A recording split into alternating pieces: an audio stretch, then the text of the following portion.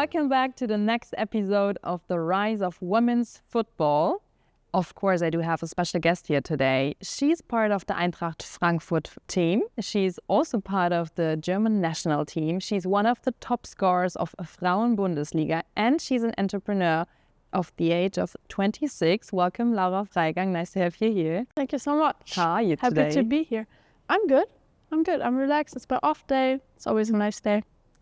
What were your first thoughts when you heard about the rise of women's football?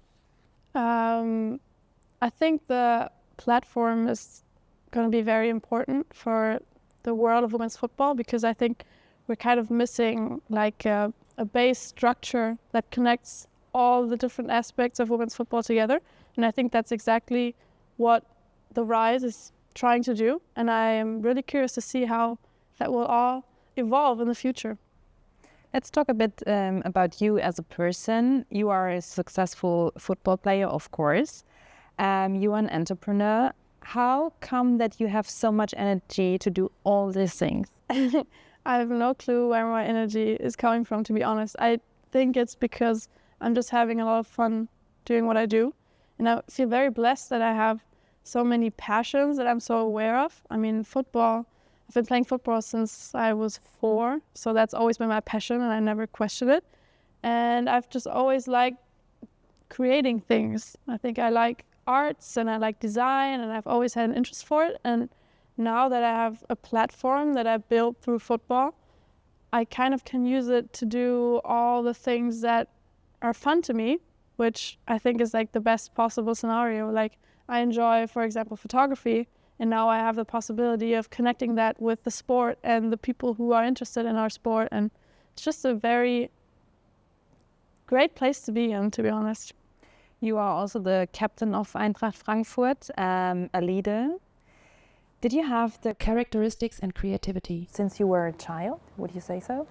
No, I think I've always evolved into the person that I am now. I feel like I changed a lot during the last years, but in a good way. I think being a professional athlete, you always kind of focus on yourself I think a lot of my career. I was always focused on getting better and evolving. And then I think I kind of grew into valuing a team more and more. And I've been playing in Frankfurt for 6.5 years now.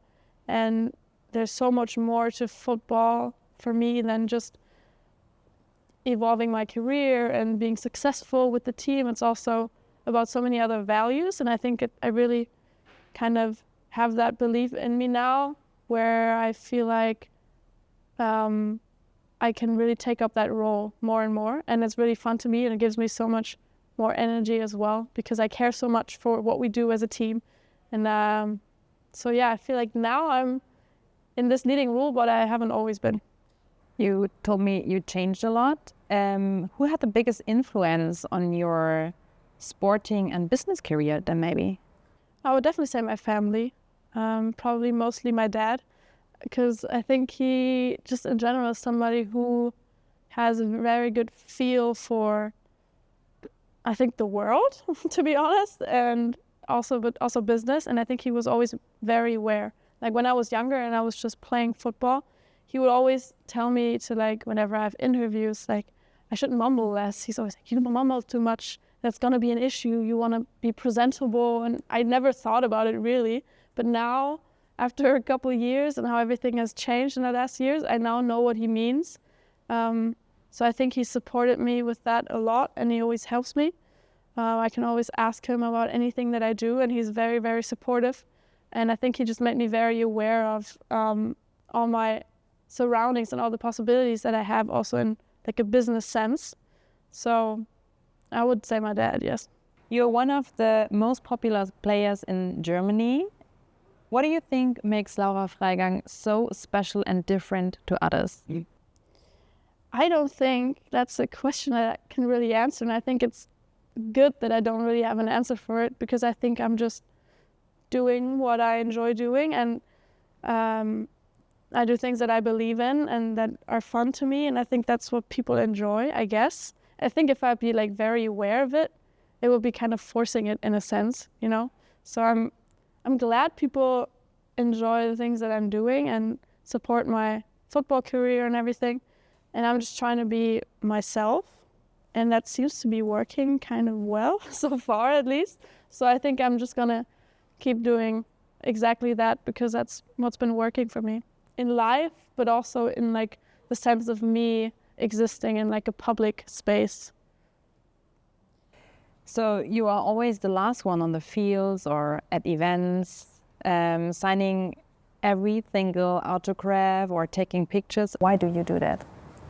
I think it's important to know, like, football is entertainment, and we play. At the end of the day, we play because other people enjoy watching it, and that's how the whole business model works as well. And I think it's, if you know that you play for the people, you should also be there for the people. Like, you obviously you have to have a certain amount of personal space and like a little like distance to the whole fan base because you can't just expose yourself fully. But I think it's really important to take time for the people that, you know, enjoy the sport, enjoy what you're doing. I think it's important to have a connection to the base. I think that's the base for everything, is the fans and the people who are interested. So I always try to remind myself how important it is, and I really enjoy the interactions as well. I think it's cool, you know, playing in a stadium.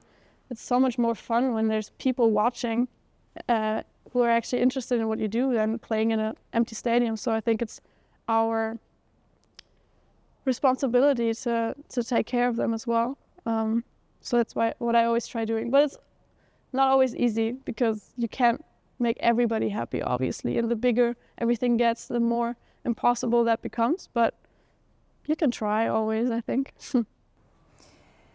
You're a mentally strong player and always seems very clear and relaxed. What do you do for your mental strength, or did you always have it just like it is? I think I've always been somebody who reflects a lot on themselves. That's also something I got from my parents. I think we are a family that we always talk about everything and we try to think everything through. And I think I've always been like that. Which is a big strength of mine. But I think if you can easily overthink, that leads to insecurities. But I think over the years, I'm now more centered within myself. And I think if I make my mind up about something, I stand by that. And I think that leads to a certain amount of calmness that I now have. And sometimes I think about how everything used to be when I was younger, or like, for example, now in a team we have younger players coming up, 2021, and I'd never have a thought of like, oh, I wish I would be younger again, because I remember what I used to be like and how much I used to overthink and worry too much. I think like getting older is such a nice thing because you learn so much more about the world, and the older I get, the calmer I get, I feel like. Let's talk about a bit of your business. Everyone who knows you know that you are having Picto Gang since a couple of years. What is the story behind Picto Gang? So Picto Gang started off as just a photography project, basically. I picked up, but I think the year before Corona hit, I think I picked up photography. I bought my first analog camera off of eBay Kleinanzeigen, which is like a marketplace app in Germany. And I started just taking analog pictures of my friends and also with the national team. And then when we went to the European Championships, I brought that camera with me and came back with a couple of film rolls and developed them. And I thought they were amazing. And we had such a hype around our team after the European Championships. That was 2022, I think. So I thought I have to share them. So I thought, okay, maybe not everybody will be interested in it, so I'll just create a different Instagram account for it. And I called that Picto Gang. And over the past years, I've just seen it develop more and more. So a lot of people are just interested in everything that happens around like the games, like what do we do, what do I do in my free time, how do we interact, or I don't know what, like the stories behind the team, for example, with the national team. And it's developed into like a small community, I feel like, people, which is really cool. And I now have like a little space where I can be creative and people are interested in the things I do, which is really nice. So I think that kind of sums it up. I do clothing, I do photo books, I work on all different kinds of projects, and I have a lot of ideas that I could possibly see myself doing in the future. So that's Picto Gang. Were you interested in photography before, or how did it come that you bought a camera? I think I've always loved pictures and memories. I think it's memories more than pictures. I always used to look into my mom's photo albums. She has a lot of them when she was like traveling, when she was younger in the US and everything. And I always looked through them and loved them. But then with like the digital age, I kind of lost interest in photography because I think it was just like too much going on, too many pictures. And that's what I love about analog photography, is that you're not overstimulated. You take more time taking one picture because you can't take 150 and then just pick one. You have like this one shot. And the pictures feel more real and more meaningful. And that's what I love about photography. And I think I instantly fell in love with it as soon as I picked it back up. Because I used to have a camera when I was younger, but as I said, with like, everybody has a phone now. Everybody takes a million pictures, but these pictures mean so much more to me. So I think that's why I enjoy it so much. What is maybe the most interesting picture or most valuable picture that you made? I love the pictures where you kind of can feel an emotion behind it. And I have that with a lot of my pictures because I was always there for it. Like a lot of these moments where I took pictures in, they mean a lot to me. So those are the pictures that I love the most. And I think my favorite pictures are the ones that really show that to everybody. So like, for example, one of my favorite pictures is the one that I took with my cheapest camera. It's just when I was watching a national team game and I'm like high-fiving one of my friends who just came off the pitch, and you can see like our friendship that we have, but also like the whole surrounding with the national team and the joy that I think we both feel, even though you don't see my face. I feel like it conveys that, and those are the types of pictures that I really love. Cool story behind. Last year you published your first photo book, probably the first that you ever published as a pro footballer. After 8 minutes, can you say that again? After 8 minutes, the shop was sold out. Can you tell us the following questions, like how does the idea come up to make this photo book? So as I said, I took a lot of pictures during the European Championships, and I kind of for myself did like a little magazine after, which I loved. I never published it, but I loved it, and I thought that's in general, that's such a cool idea. So when I went to the World Cup, I knew that I needed something to, like an activity outside of football that I can also have fun with, because when you're at a tournament, it's just all about the tournament and all about football all the time, and you can never really get out of that. And for me, I've always needed like kind of a balance. So I very intentionally brought my cameras because I knew, okay, this is something that, like a hobby of mine, that I can also practice while I'm there, while I'm in Australia. So I took my cameras with me and just during the tournament took pictures because I thought it was fun. And I had the possibility in my head that it could be a photo book afterwards, but obviously we failed to make it past the group stage, which was historically bad for a women's football team. We never had that before. So I was like, in sports, it's usually that way, that when you don't have success, nobody cares, or it's like a very negative bubble. So I came back, developed the pictures. I thought they were beautiful, and then I started thinking, like, is it really about just having success or not? Because this is a real story, no matter of the outcome of the sporting event. And I taught myself how to do like a layout and everything, and just made one, and then spoke to my agent about it, and we kind of brainstormed whether it would be a good idea or not. And then I was like, honestly, I'm really proud of these pictures, and I'm proud of the team no matter how it ended, and it's such a small margin of success and error. I really want to publish it, and I want the people to see like the behind the scenes story. So we went ahead and did the project.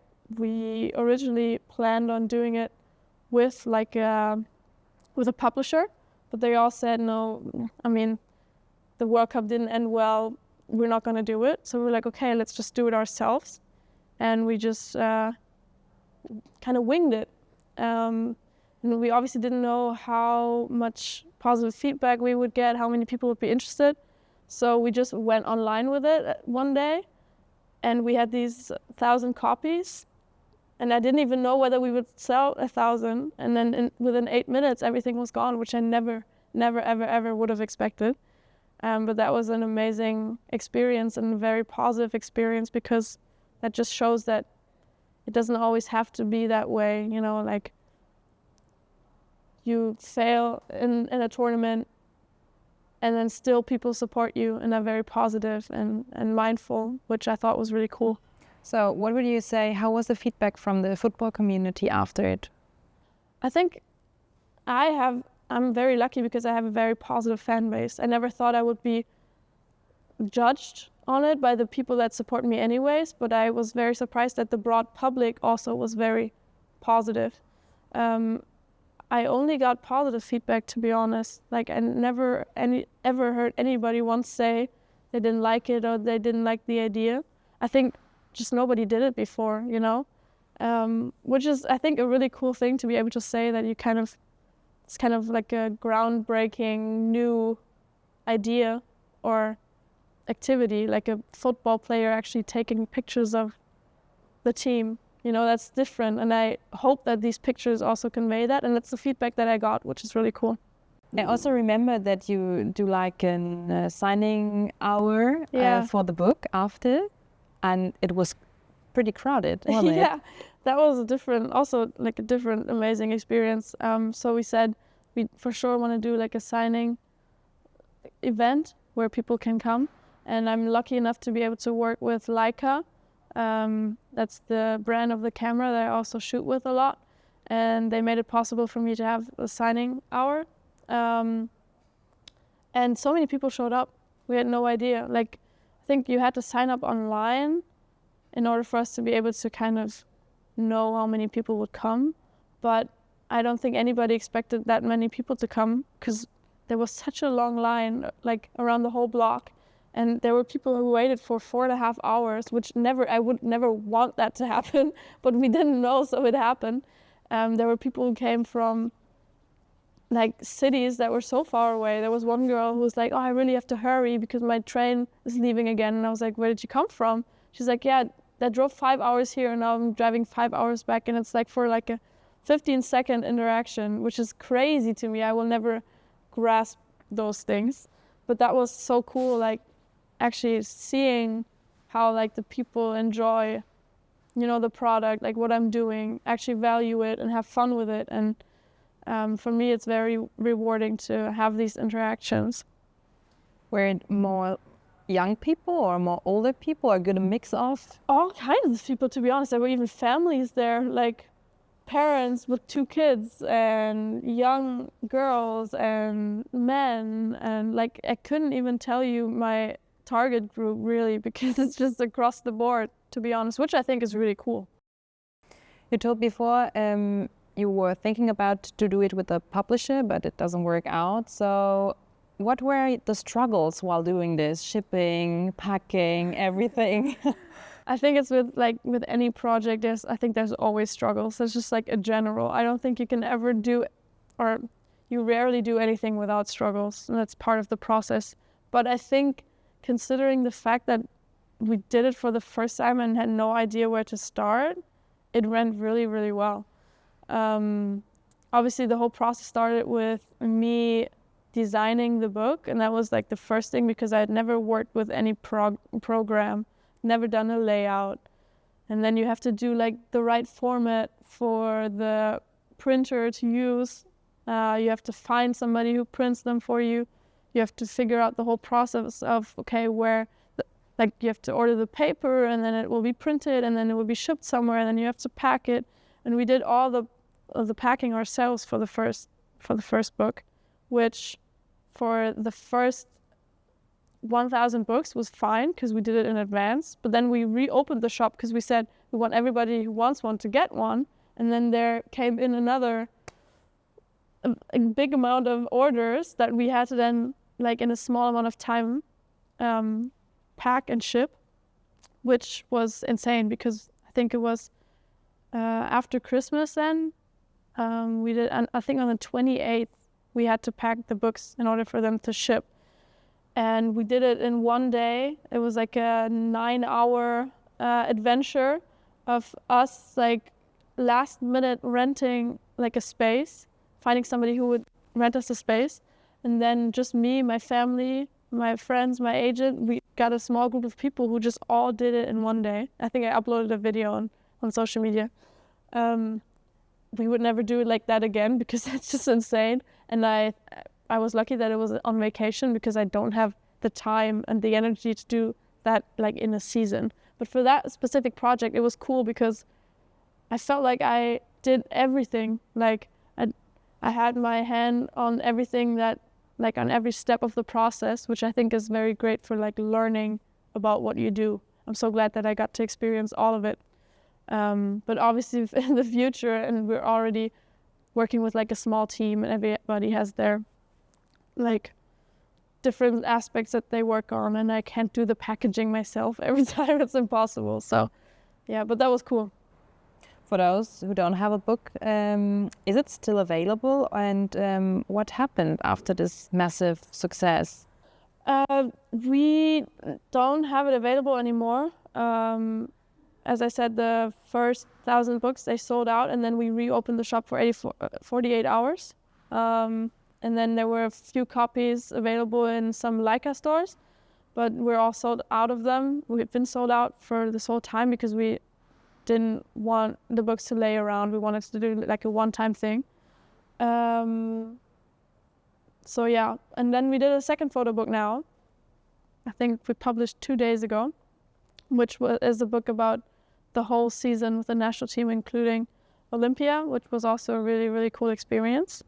So that's like a follow-up book that we did, which was also very fun and cool. But yeah, so now I know how it works, and it was a bit easier for me and less stressful. But yeah. There is one right now. I'm not sure when this podcast will be published. I think by that time it will probably be closed because yeah, it's only open for 5 days. It's a pre-order because we want to make sure that everybody gets their books before Christmas. It's a long process of like the whole like the printing and shipping and everything. It takes like a couple of weeks. So it's open now, but I don't think it'll be open anymore by the time this is released. You recently launched your community merchandise, the Picto Gang, the sweaters and everything. It seems like you never rest. What is the story behind this? I never rest. That's kind of true. That's always what my parents say. I'm always up to something, but I think for me, it's so important to, I always say it's so nice to use my brain for something, and I think I need that. Like, I have football where I can really like go all out, but then I also have a passion for something else outside of football, which is so nice. And I think it's more of like a reward than it is. Obviously, sometimes it's stressful, but like in a good way. It's a good stress. But yeah, the clothing is a project that I've been thinking about for a little while. But I always said like there's already like 1 million brands in the world. There's a million people selling clothing, which is true. But I think the thing that makes like the whole Picto Gang thing so special is that it's people who have like a special relation to the projects that I'm doing. Like I think the photo book is something that people really love because it has like there's real passion, and I think people value that. And I think you'd always rather have a product, whether it's a book or like a sweatshirt, that you have like a special relationship to than just have any brand's sweatshirt. So I thought at the end of the day, for the people that would love to wear Picto Gang clothes, that's like something cool, and that's all that I need. I just want the people who are interested in it to be happy with it, and then I'm happy with it, you know? And as I am interested in like fashion anyways, I wouldn't call myself like a fashion girl, but I like dressing in the clothes that I enjoy. So I thought maybe it will be a fun project. So I just started doing it, and it's a really, really fun process. And it's like I'm very independent, and I can basically start from scratch and do whatever I want, which is very fun, and I'm learning a lot doing it. So that's why we started the whole Picto Gang clothing project, and I think it was a great success. I think I'm getting a lot of positive feedback, and I have so many ideas for the future, and I'll just see where it takes me. That's how I always do it. I start somewhere, and then I try my best and see where it goes. You said you like fashion. What do you like about fashion? I think it's a form of self-expression. And I think, like in the perfect scenario, you just feel comfortable and proud in like the clothes you're wearing. And for me, it's like something, like a way to express myself, not in an aggressive way, but like in a personality kind of way. So that's why I like clothing. You said before you learned a lot about the production process for the photo book. What was different to the one with the Picto Gang merchandise? What would you say? There's a lot more, that the process is a lot more, basically. So like there's so many things to consider. A photo book anybody can buy and just put in their shelf, but like a t-shirt, everybody is different. Everybody likes different things. Like people are very specific about their clothing. And photo book, I think if I'm happy with the product, I can put it on online and not worry too much. But with clothing, it's more complicated. You have to find like the right producer, and then you have to find the right cut, and then you have to be happy with it, and you have to have different ideas and try them out, and then you ship it there and they ship it back, and it takes weeks and months to get something done. I think for the Picto Gang, for the first clothing release, I think it took like 7-8 months of work, which is crazy. But that makes it so much more rewarding than when you finally have the end product. I think it's just a more complicated process. You told you have already so many ideas in your head, and your parents said you never rest. So when do you rest then? I think when I actually come home to my parents, because I always get so tired as soon as I enter the door. When I get to my parents' house, I just like my body just like fully relaxes. Back to your safe place? Yeah, back to my safe place. And I just, I mean, I'm 26 years old, but my mom still like gives me massages sometimes because she knows I'm so stressed. And then I just lay on the couch and I watch a movie with them. And for example, like my parents' house, that's like for sure like a safe space. But I think my downtime is the time that I spend with my friends, where I just shut my head off completely, because I think I'm somebody who always has like thoughts running through her head. But when I'm with my friends, I'm like out drinking a coffee and just talking about all kinds of things. That's when I kind of just like calm down, like a nice tea, you know, in winter, like cuddle up outside in a nice cafe and drink like a nice tea. Calm. So what would you say, what's the challenge of playing professional football and building a professional business? So far, I've seen the connection as more of a positive than a negative. Obviously, I have limited time. Like that's limited time and limited energy, because my main focus has always been and will always be football as long as I'm playing.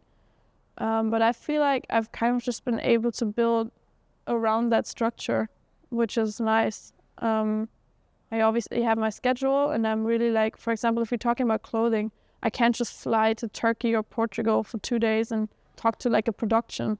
That makes some things harder.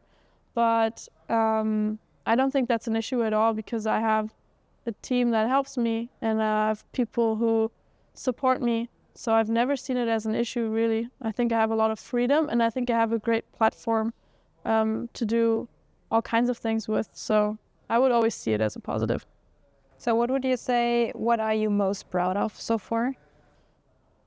I think I'm just proud of myself for like growing so much over the last years. Like I think the hardest thing to achieve in life is to be just happy with where you're at, or like just, I think happy is almost the wrong word. I think, I would say I'm like satisfied, like I'm fine.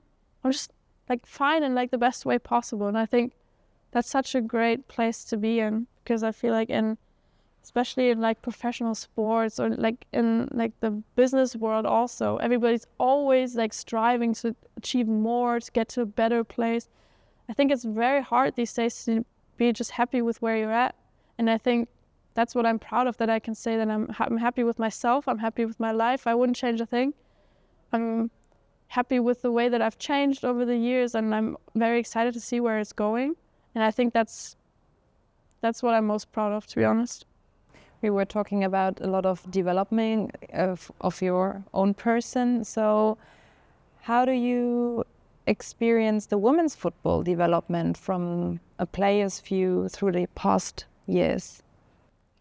I think in general, it's a very positive development, because the thing that I always struggled with the most was like the aspect of respect.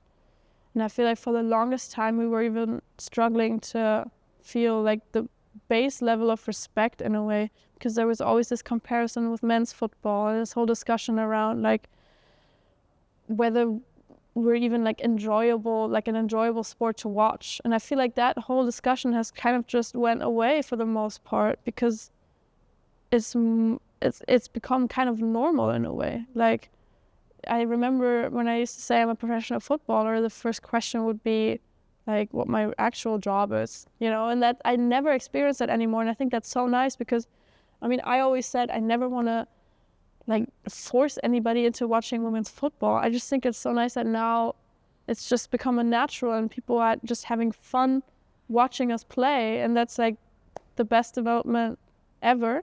And then with that obviously comes more attention, and now the whole like business aspect of women's football is obviously now changing as well. Like, we play in bigger stadiums, and there's more sponsors and more interest in the media, and it's a very positive thing. But I think we just have to like remember what makes women's football so special, which I think is just like a certain aspect of realness to it. And I think the challenge now is to keep that within women's football, even though it's developing so much and the market is becoming bigger and bigger. So maybe you can give us more examples regarding infrastructure, salary, traveling stuff. What exactly changed? I can just say from my own experience with Frankfurt. So I used to play for FFC Frankfurt, which used to be a huge successful team in the world of women's football. But then we merged with the big club Eintracht Frankfurt and the men's team, because FFC Frankfurt used to be independent, but that's not sustainable long term, because there's more money now in women's football, and you need like a financial source to like cover everything that you need nowadays, because so many teams are so professional. So ever since we merged with Eintracht Frankfurt, everything has changed. Like our training grounds, you can't compare like the quality of the training ground that we used to train on to now. We train at the big stadium where the men also train. We have a great field. We have our own facility. I used to bring which is normal, I think, in amateur sports, but as a professional footballer, I used to bring my stuff every day to the training ground and then take everything back, because we didn't even have like our own locker room. Now we have our own space that we only use. It's just us. We can leave all our stuff there. We get our laundry done. The traveling obviously has changed. We get food. Like, everything is taken care of. We have a big team around us of staff and everything who take care of everything we need, basically. And that's just a world of a difference to what it used to be. Obviously there's more expected of us as well. I used to just come to training like a half an hour before it started, put my boots on, practice for 2 hours and go home. And now it's like, it's a job. It's like I'm there basically the whole day. But I think that's a good thing. It's a good development. In your case, it sounds good, but what can still be improved from your point of view? I think with change, there's always it takes a certain time of like everything to adjust. So, for example, I personally had to adjust to my schedule changing, but I think the same thing can be said for like the bigger picture. I think with women's football now developing, the whole structure around it also has to change. And I think we talked about the rise at the beginning of the podcast. I think that's exactly where the platform comes in, because I think there's still a lot of structures that are not working properly so far. I think there's a lot of sponsors, for example, possibly interested in supporting women's football, but I don't think there's like a perfect process of how to work with women's football, because we're such a different product, for example, from the men. How to use the strengths of women's football for marketing and everything like that. So I think that's still something that is developing, and I think I'm curious to see how that will develop in the future. So would you agree that there are also negative aspects in development of a women's football, business-wise? Yeah, for sure. I think in general with any business, at least that's my opinion, the more profitable it becomes, the bigger it becomes, the more problematic it also is, kind of in a way. But because I know we live in a capitalistic world, but I don't think every value should be about making the most money. You know, like not everything we do should be about making the most amount of money. And so that's kind of like just a general struggle I have with the world we live in. And that's the same thing with women's football. As I said, the bigger it becomes, the more distance you create to the fans, and the more distance you have to, you know, like what it's really about. It's about having fun and being with the team and like doing what you love. And the more people are involved and the more money there's in football, the more distance it becomes from that. I think we've seen that with men's football as well over the past 10, 20 years, like with all the big sponsors that are now in. I think fans are sometimes very like distanced to everything that's happening. And I don't want that to happen to women's football. That's why I'm like so cautious about what we do and why we do what we do. It's just a hard process to control, especially as a player, because you don't have control over everything that's happening. You said you're a player, but you are 26. So what do you think when you're maybe some years longer there? Would you stay in football after your career, like as a TV expert or as a agent or something like that? I don't know. I mean, I love football. It's my way of expressing myself, and it's my way of taking upon life. For like, if you know what I mean, it's my way of living. I do it every day. I've been doing it every day, and I go to my limits within football, and that's really nice. I learned so much about the world with football, but I'm not sure whether I see myself in like a classic football job in the future. I wouldn't say I don't, but I also am not sure whether I will. I think I have so many interests that it could take me anywhere in the future. I'm not sure, but I love football enough to say maybe.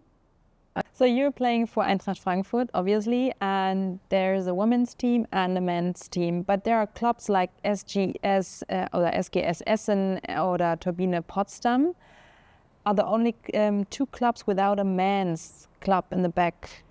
Are still competing without the highest German football league. A matter of time till they were not competitive anymore. What do you think? I think it's tough to be independent in an independent team now because you just don't have the financial resources. I think SGS Essen is doing a really good job, for example, scouting young players and developing them. And that's, I think, the only chance you have if you still want to be successful. But I think in the long term and how I'm seeing everything develop right now, either you need really good sponsors or you need a big club that supports you, because you just don't have the resources otherwise. I think that's not sustainable. What is your opinion on equal pay? I mean, we don't have this just in women's football, we have it like everywhere. What is your opinion? I think I have a really realistic approach to it, because I always say first of all, nobody needs to earn that much money. I think, like, for example, I've seen like my contract develop over the years, and there used to be times where I really struggled to like make ends and like had to rely on my parents, and I don't think that should be the case for like the main job you do. But now, I mean, I know what like a normal salary is in Germany, and I'm just like, I'm really happy with what I do. I play sports and I can live off of that, and I don't have to do a second job. I'm happy with that. I don't want to earn as much money as the men do because I think that's too far away. I think there's too big of a margin. So that's like a general question I ask myself, like, why would I wouldn't want to even say equal pay because that would be so far away. And at the same time, where is that money supposed to come from? I think we have to be profitable first. That's how the market works. We have to be profitable in order to get a salary. So those are two things. But then on the other side, for example, if we talk about the DFB, for example, which is like a public service as well, that's a different topic because I think the DFB has more of a responsibility of also like having an impact on society. And I think, for example, I don't want to call anybody out, but the men's national team players, I don't think they have to rely on the money that they get from the DFB. So I think it would be like a really nice sign to the outside world if you'd like come a little bit closer with the salaries, just as like a matter of respect, you know, for the women and what we do and how hard we work. I don't think that works for like the club level, but I think on like a national level, that could be an idea. Many federations have done that, for example, in Denmark and in Sweden, where the men set an example for society. And I think that's something that we can think about, but not necessarily the classic salary, because how would that work? Where's the money for that? And I wouldn't even want that. You said now that you can live from your job as a professional football player. I was talking to Alexandra Popp just like a few days ago, and she said not everyone can live as a professional football player. A lot of the girls needs to do like a proper job, and she wants to have this as a change. Would you agree? I think that's something that you can definitely talk about, is have like a base level salary that ensures that everybody can support themselves with what they do. It's like a job. It's like an actual job. You have to invest so much time, and if you can't even do that, if you can't play on a professional level because you just don't have the possibility to, I think that's definitely an issue. So I think a base level salary is something that should definitely be talked about. I just think that, you know, the segment that I'm in as a national team player, I would never complain about my salary, because I think on the highest level, like the top teams in the top leagues in Europe, I don't think it's an issue anymore. But that's not, as Alex then said, it's not the case for everybody. That I think that's something that we really have to talk about. We were talking about a lot of development. How and where would you like to see women's football like in 5 years? It's a very good question. I think I would just love to see more and more girls play football. I think it has such a great value to it. Like sports in general within society has such a great value, and I think football is just the biggest sport in Germany and in Europe. So what I always really enjoy seeing is that it's become so normal for girls to also play football. And I think the more people who play and the more girls who play, the better. I always love seeing like little girls and little boys at our games in the stadium, which I think is such a great development. And I think that's the base for the future of the sport, to like build a good like amateur base, but then also have a good like development also for women's football. Because when I started playing, there were no women's teams. There was not like really a good structure for like developing female players. And I think that's so important that we keep that in mind. So yeah, I hope to see more games on like bigger stages. I hope to see the tournaments get even more recognition, even more spectators, because I think the highest level of the sport has become so entertaining, which is so nice. And I see so many Champions League games that have really good attendance, and that's just it's just nice to, as a player, see the recognition and the support that we get now. And I would love to see that grow in the next years. Perfect words to end this episode. Laura, thank you so much for being our guest. Thank you that you were our guest today, and I hope to hear and see you next time.